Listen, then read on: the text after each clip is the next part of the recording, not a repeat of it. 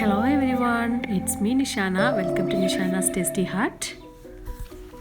അപ്പോൾ ഞാൻ ഇന്നിവിടെ ഉണ്ടാക്കാൻ പോകുന്നത് ഉഴുന്നുവടയാണ്. വളരെ പെട്ടെന്ന് വളരെ ക്രിസ്പിയും എന്നാൽ അകത്ത് സോഫ്റ്റും ആയിട്ടുള്ള നമ്മൾ ഹോട്ടലൊക്കെ കിട്ടുന്ന പോലെയുള്ള ഉഴുന്നുവട വളരെ പെട്ടെന്ന് മിക്സിയിൽ അരച്ച മാവ് കൊണ്ട് എങ്ങനെ ഉണ്ടാക്കുക എന്നുള്ളതാണ് ഞാൻ കാണിക്കാൻ പോകുന്നത്.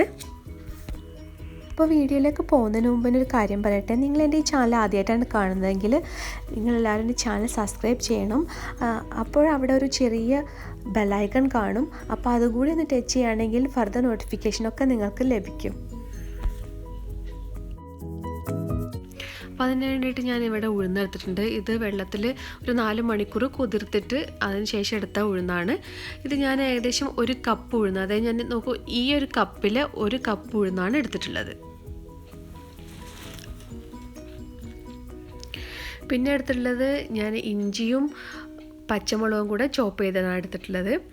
പിന്നെ അതുപോലെ തന്നെ കറിവേപ്പില, കുരുമുളക്. അപ്പോൾ കറിവേപ്പില ഇതുപോലെ ചെറിയ ചെറിയ പീസാക്കിയിട്ട് എടുത്തിട്ടുള്ളതാണ്. കുരുമുളക് ഒന്ന് ക്രഷ് ചെയ്തിട്ട് വേണം എടുക്കാൻ. പിന്നെ അതുപോലെ തന്നെ സവാള ചോപ്പ് ചെയ്തത്.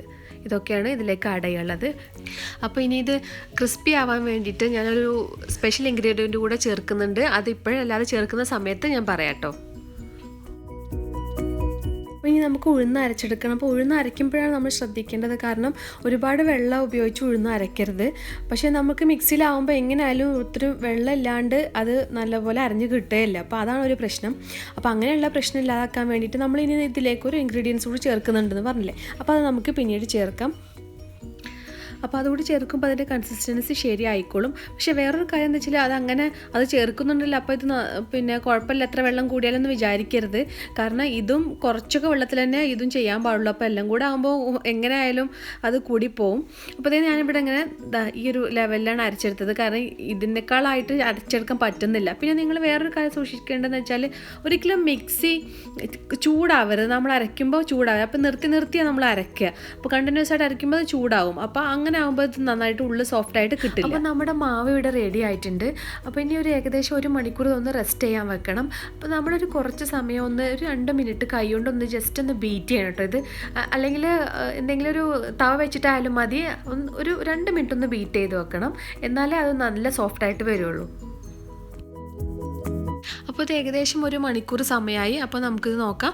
ഇതിൻ്റെ ഒരു കൺസിസ്റ്റൻസി എന്ന് പറയുന്നത് ഏകദേശം ഇതുപോലെയാണ്. ഒരുപാട് വെള്ളമില്ല, എന്നാൽ അത് വിചാരിച്ചിട്ട് ഭയങ്കര കട്ടിയുമല്ല കേട്ടോ. കുറച്ചൊന്ന് ഒരു ലൂസായിട്ട് തന്നെ കിടക്കുന്നത്.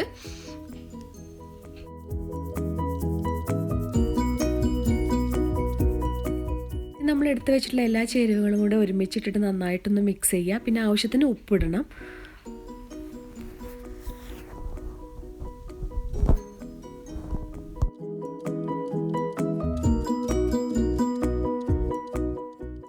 അപ്പോൾ ഇനി നമുക്ക് ആ ഇൻഗ്രീഡിയൻ്റ് ഇടാം. എന്താണെന്ന് വെച്ചാൽ റവയാണ് ഞാൻ പറഞ്ഞത്. അപ്പോൾ റവ കൂടുതലിടുക. അപ്പോൾ ഞാൻ പറഞ്ഞല്ലോ ഇത് ഓൾറെഡി കുറച്ചൊന്ന് ലൂസാണ് ഈ മാവ്. അപ്പോൾ അതിനെ ഒന്ന് കോമ്പൻസേറ്റ് ചെയ്യാൻ വേണ്ടിയിട്ടാണ് നമ്മൾ റവ ഇടാമെന്ന് പറഞ്ഞത്. അപ്പോൾ ചില ആളുകളൊക്കെ അരിപ്പൊടി ഇടുന്നതുണ്ടാവും, പക്ഷേ അതിനേക്കാൾ നല്ലത് റവ ഇടുന്നതാണ്. അങ്ങനെ ആകുമ്പോൾ ഇത് കുറച്ചുകൂടി ക്രിസ്പി ആവുകയും ചെയ്യും. പുറത്ത് ക്രിസ്പി ആകത്ത് സോഫ്റ്റും ആവും. പിന്നെ ഇതിലുള്ള വെള്ളമൊക്കെ പെട്ടെന്ന് റവ വലിച്ചെടുത്തിട്ട് കുറച്ചൊന്ന് ടൈറ്റ് ആവുകയും ചെയ്യും. അപ്പോൾ റവ എത്ര ചേർക്കേണ്ടതെന്നുള്ളതിൻ്റെ അളവൊന്നും ഞാൻ പറയുന്നില്ല, കാരണം നിങ്ങളുടെ മാവ് എത്രത്തോളം ടൈറ്റ് ആവണം എന്നുള്ളത് നിങ്ങൾക്കറിയാമല്ലോ. അപ്പോൾ മാവിൻ്റെ ലൂസ് അനുസരിച്ചാണ് നിങ്ങൾ റവ ചേർക്കേണ്ടത്. പക്ഷെ അത് വിചാരിച്ച് നിങ്ങൾ അരക്കുന്ന സമയത്ത് റവ ചേർക്കാനുണ്ടല്ലോ, മാവ് എത്രയും ലൂസായിക്കോട്ടെ എന്ന് വിചാരിക്കരുത്. അങ്ങനെ ആകുമ്പോൾ ഇതിൻ്റെ റവ മുന്നിട്ട് നിൽക്കും. അപ്പോൾ അങ്ങനെ ചെയ്യരുത് ഒരിക്കലും. മാക്സിമം ടൈറ്റായിട്ട് തന്നെ എത്രത്തോളം നിങ്ങൾക്ക് ടൈറ്റായിട്ട് അരക്കാൻ പറ്റുമോ അത്രത്തോളം ടൈറ്റായിട്ട് അരക്കുക. പിന്നെ ബാക്കി റവ ചേർക്കുക. അപ്പോൾ പൊരിക്കാനുള്ള എണ്ണയൊക്കെ ചൂടായിട്ടുണ്ട്. ഞാനിവിടെ സൺഫ്ലവർ ഓയിലാണ് എടുത്തിട്ടുള്ളത്. അപ്പോൾ ഇനി നമുക്ക് അതിലേക്ക് വട ഉണ്ടാക്കിയിടാം. അപ്പോൾ വട ഉണ്ടാക്കുന്നതിന് മുന്നേ നമ്മൾ 2 കൈകളും നന്നായിട്ട് ഒന്ന് നനക്കണം. നനച്ചതിന് ശേഷം ഇതുപോലെ ഇങ്ങനെ ബോളായിട്ട് എടുക്കുക. എന്നിട്ട് അതിൻ്റെ നടുവിലായിട്ടൊരു ഹോൾ വെക്കുക. അപ്പോൾ ഞാൻ ഈ ഹോൾ കുറച്ചൊന്ന് പരത്തിയതിന് ശേഷമായിട്ട് ഉണ്ടാക്കുന്നത്. കാരണം പക്ഷെ നമ്മൾ ആ ബോളിൽ തന്നെ ഒന്ന് ഇതുപോലെ ഹോൾ ഉണ്ടാക്കിയിട്ടിടാം. അപ്പോൾ കാണാൻ ഒന്നുകൂടി ഭംഗിയുണ്ടാവും. പക്ഷെ ഞാനിങ്ങനെ പരത്താൻ കാരണം എന്താ വെച്ചാൽ ഇങ്ങനെ ആകുമ്പോൾ അത് പെട്ടെന്ന് വെന്ത് കിട്ടും. അകമൊക്കെ പെട്ടെന്ന് വേവാൻ വേണ്ടിയിട്ടാണ് ഞാനിങ്ങനെ ചെയ്തത്. അപ്പോൾ നമ്മൾ ലോ ഫ്ലെയിമിലിട്ടിട്ടാണ് കേട്ടോ ഇത് വേവിക്കേണ്ടത്. അപ്പോൾ മീഡിയം ടു ലോ.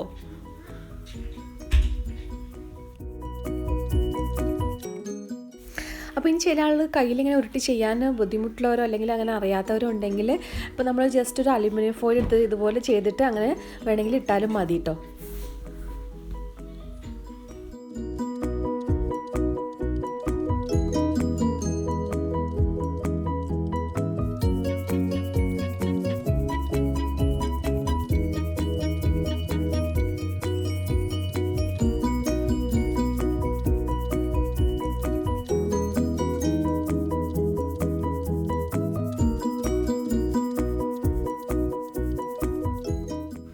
അപ്പോൾ നമ്മുടെ ക്രിസ്പി ആയിട്ടുള്ള ഉഴുന്നുവട ഇവിടെ റെഡി ആയിട്ടുണ്ട്.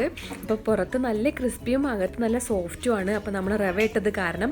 അപ്പോൾ ഇത് വീട്ടിലെല്ലാവരും ഉണ്ടാക്കി നോക്കണം, അത് വെരി ടേസ്റ്റിയാണ്. പിന്നെ ഒരു കാര്യം കൂടെ പറയാൻ മറന്നിട്ടോ, ഞാൻ ഹിങ് അതായത് നമ്മൾ കായപ്പൊടി ഇല്ലേ അത് ചേർക്കുന്നവരുണ്ട്. അപ്പോൾ കായപ്പൊടി വേണമെന്നുണ്ട് വെച്ചാൽ നിങ്ങൾക്ക് ചേർക്കാം. നോക്കൂ, കണ്ടില്ലേ എന്തൊരു നല്ല പിന്നെ നന്നായിട്ട് വന്നിട്ടുണ്ട് വട.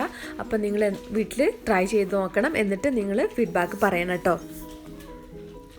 അപ്പോൾ നിങ്ങൾക്ക് എൻ്റെ ഈ വീഡിയോ ഇഷ്ടമായിട്ടുണ്ടാകുമെന്ന് വിചാരിക്കുന്നു. ഇഷ്ടമായിച്ചാൽ നിങ്ങളെൻ്റെ ചാനൽ സബ്സ്ക്രൈബ് ചെയ്യണം, ലൈക്ക് ചെയ്യണം ആൻഡ് ഷെയർ ചെയ്യണം. നിങ്ങൾ ഇത് ഉണ്ടാക്കി നോക്കിയിട്ട് എൻ്റെ കമൻറ്റ് ബോക്സിൽ കമൻറ്റ് ചെയ്യണം. അപ്പോൾ ഇനി പുതിയ വിഭവങ്ങളായിട്ട് വീണ്ടും കാണാം ഇൻഷാ അല്ലാഹ്. Once again it's me Nishana. Thank you so much.